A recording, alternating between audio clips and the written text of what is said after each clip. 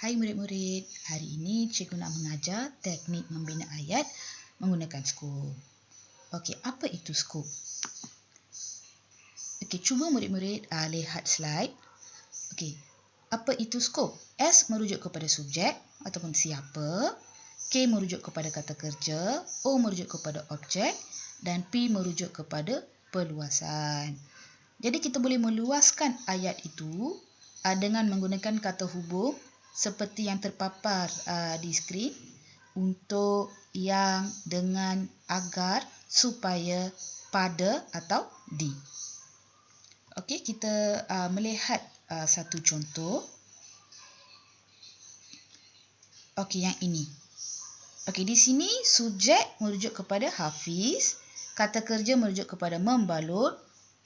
Membalut, okey, O objek merujuk kepada hadiah hari lahir. P perluasan merujuk kepada untuk rakannya dengan kertas pembalut.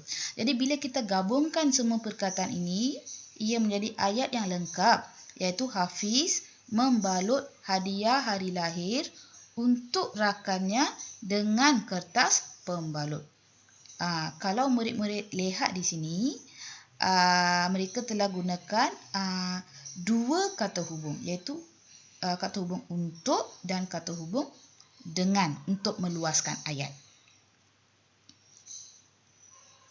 Okey, cikgu tunjukkan satu lagi contoh. Okey, yang ini ayat memang panjang sikitlah. Okey, S merujuk kepada Puan Mariana, K merujuk kepada menggoreng, O merujuk kepada sayur dan P merujuk kepada di dapur untuk dihidangkan kepada ahli keluarganya sebagai hidangan makan tengah hari. Okey, so bila kita gabungkan semua perkataan ini, ia menjadi ayat yang lengkap.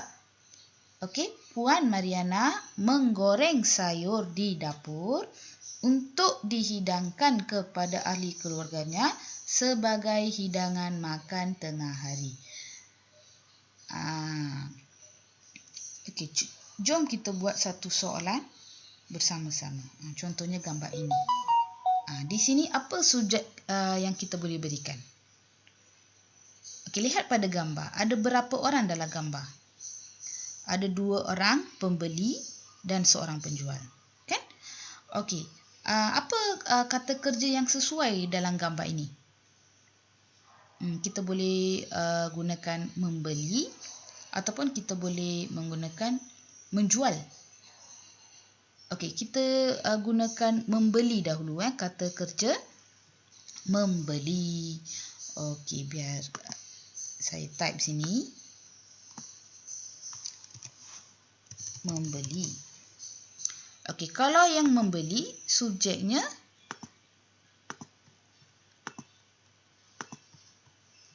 dua orang kan? Sebab ada 2 orang pembeli di situ. Jadi bolehlah masukkan dua nama di situ. Seorang perempuan, seorang lelaki. So Siwa dan Rani. Okey.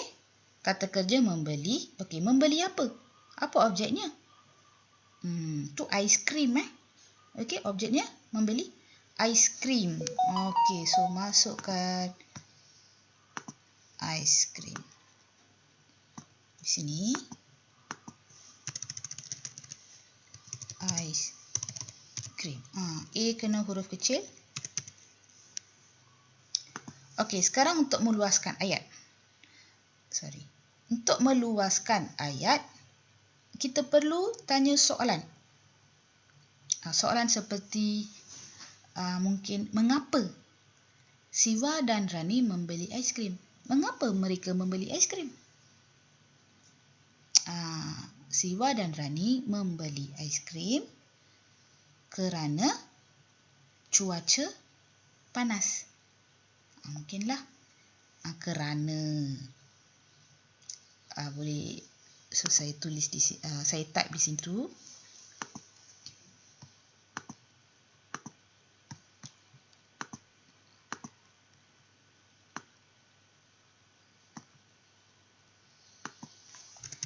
Siwa dan Rani membeli aiskrim kerana cuaca sangat panas.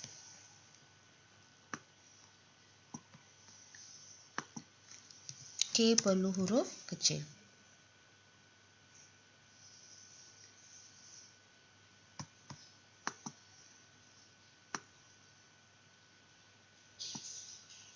So, ayat yang lengkap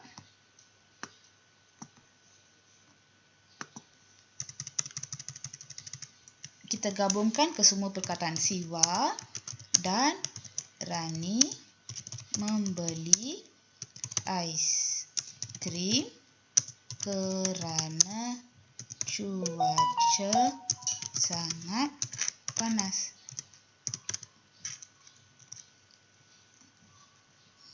Okey, ini satu contoh. Okey, bagaimana kalau kita hendak menggunakan kata hubung pada?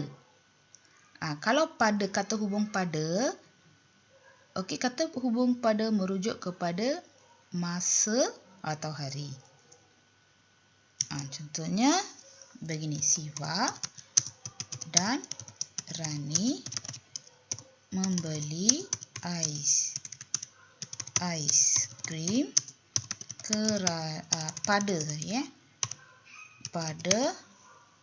pada waktu bila? Pada waktu petang. So kata hubung pada ini merujuk kepada waktu. Okey, waktu ataupun masa lah. Pada waktu petang, pada waktu pagi. Okay, satu lagi contoh.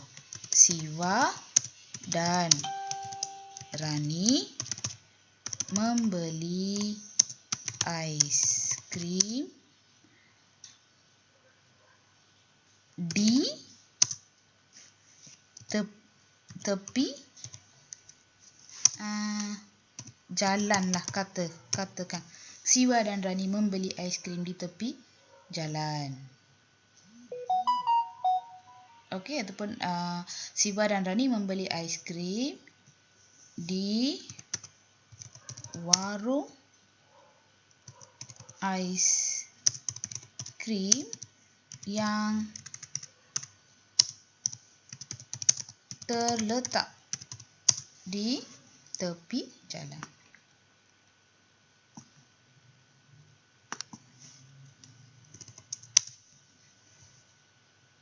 Okey, so kata hubung di ini perlu merujuk kepada tempat.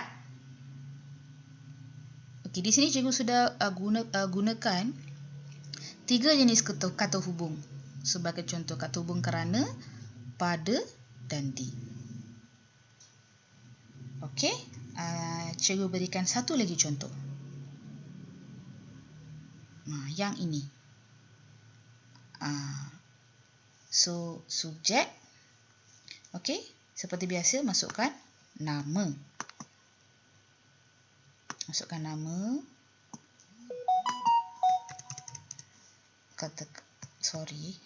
Terdelete pula.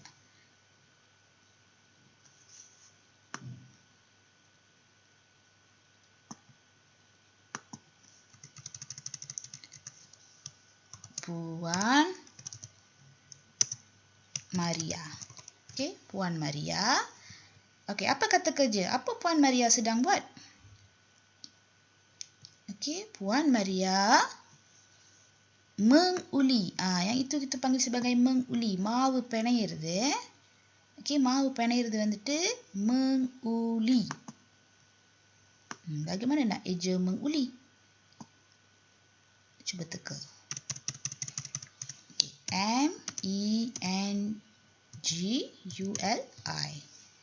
Menguli. Okey, menguli apa? Apa objeknya? Menguli apa? Menguli tepung. Mavu. Malaiல வந்து மாவு வந்து tepung. Menguli tepung. Okey. Sekarang kita hendak meluaskan ayat. Okey, mungkin kita boleh gunakan kata hubung untuk. Untuk. Kalau kita guna untuk, apa soalan yang perlu ditanya? Apa?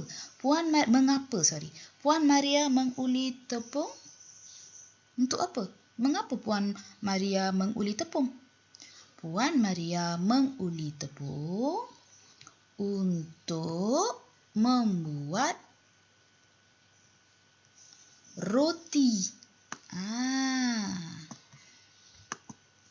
Puan Maria menguli tepung untuk membuat roti. Untuk ni you perlu huruf kecil. Okey, sekarang kita gabungkan ke semua perkataan untuk menjadikannya ayat lengkap. Puan Maria menguli tepung untuk membuat roti.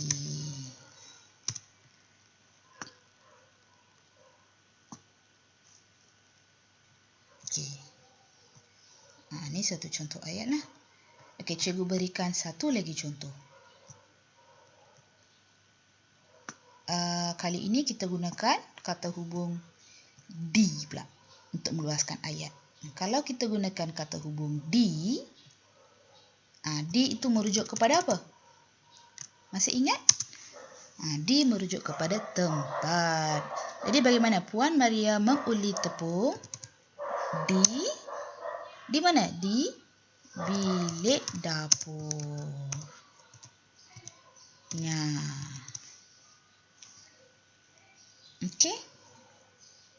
Okey, katakan satu lagi contoh. Kita nak gunakan kata hubung pada. Kalau kata hubung pada, pada ni merujuk kepada apa? Waktu, kan? Jadi Puan Maria menguli tepung bila? Pada waktu petang. Okey. Tengok, kita sudah buat 3 jenis ayat yang berlainan. Okey, baik murid-murid. Beginilah cara membina ayat menggunakan teknik skop. Terima kasih.